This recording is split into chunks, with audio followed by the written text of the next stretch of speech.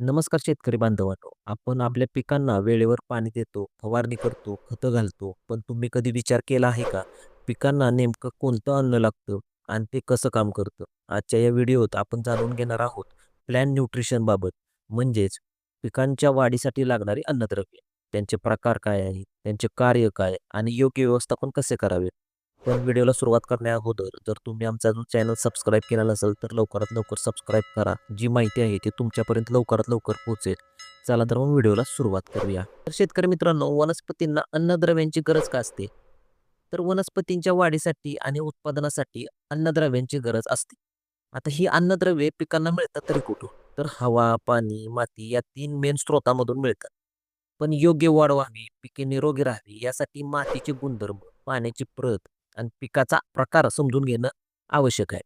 त्यासाठी पहिलं काय करायचंय, तर माती परीक्षण केलं पाहिजे मित्रांनो. तर माती परीक्षणातून आपल्याला काय कळते, आपल्या जमिनीत कोणत्या मूलद्रव्य किती प्रमाणात उपलब्ध आहेत, ते आपल्याला समजते आणि त्या आधारावर काय करू शकतो आपण खताचे अगदी योग्य नियोजन करू शकतो.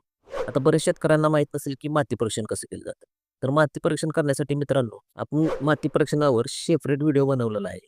त्याची लिंक मी तुम्हाला खाली देतो, डिस्क्रिप्शनमध्ये देतो.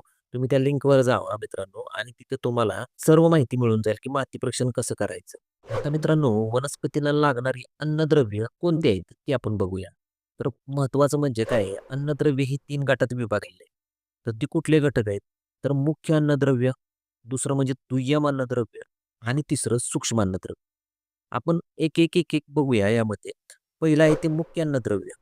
आता मुख्य अन्नद्रव्याचे घटक कुठले-कुठले आहेत? तर नत्र आहे, स्फुरद आणि पालाश हे 3 सर्वात आवश्यक घटक आहेत. जर आपण नत्राचं बघायचं झालं, तर नत्र काय असतं? पिकांच्या वाढीसाठी अत्यंत आवश्यक असतं. पाणी हिरवीगार ठेवतं, हरित लवक तयार करते आणि प्रकाश संश्लेषणास मदत करते.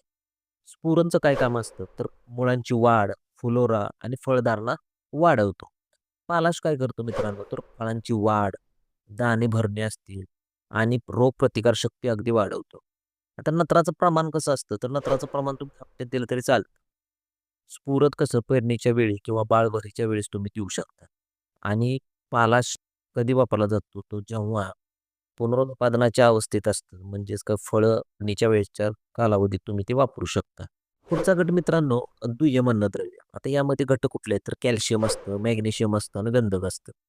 आता याची गरज मुख्य अन्नद्रव्यापेक्षा कमी असते, पण ते तितकेच महत्त्वाचे आहे बरं का मित्रांनो. आता कॅल्शियम काय करतं मित्रांनो? मुळांची मजबूती व पेशींची वाढ टिकवतो. मॅग्नेशियम काय करतो? तर हरितलवकाचा केंद्र घटक आहे तो आणि प्रकाश संश्लेषणात महत्त्वाची क्रिया निभावतो. गंधक काय करतो? तर तेलबिया पिकांमध्ये तेल निर्मितीसाठी आवश्यक आहे आणि प्रथिन निर्मितीसही मदत करतो. तेलबिया पिकांमध्ये काय होतं? गंधकाची कमतरता मोठ्या प्रमाणात दिसून येते. म्हणून सेंद्रिय खतांसोबत गंधकयुक्त खतं वापरणे फायदेशीर ठरतात. तिसरा गट म्हणजे सूक्ष्म अन्नद्रव्ये. आता यामध्ये घटक कुठले येतात बघा, लोह असतं, जस्त असतं, मॅग्नेशियम असतं, बोरॉन असतं, तांबे असतं, क्लोरीन असते, याचा समावेश असतो. आता ही अन्नद्रव्ये कमी प्रमाणात टाकतात, पण त्याचा प्रभाव शेतीमध्ये खूप मोठा आहे आणि तो आपल्याला दिसतोय. उदाहरणार्थ जर बघायचं झालं, तर बघा सूक्ष्म अन्नद्रव्याचं जर कमतरता जर झाली, तर पिकांची पाने लाल राहतात आणि पिवळी पडतात. समजा लोहाचं प्रमाण जर कमी असतं, तर पाने फिकट होतात. आता बोरॉनचं जर त्यातलं कार्य जर बघायचं झालं तर बघा फ्लोरा जे फ्लोरा असेल किंवा फळधारणा वाढवतो तो. जर मातीमध्ये या सूक्ष्म अन्नद्रव्याची कमतरता असेल तर काय करायचं? त्याचा पुरवठा फवारणीद्वारे आपण करू शकतो किंवा सेंद्रिय खतामध्ये मिसळून त्याचा आपण पिकांना देऊ शकतो. त्यामुळे ते तुमचं बॅलन्स होऊ शकतं.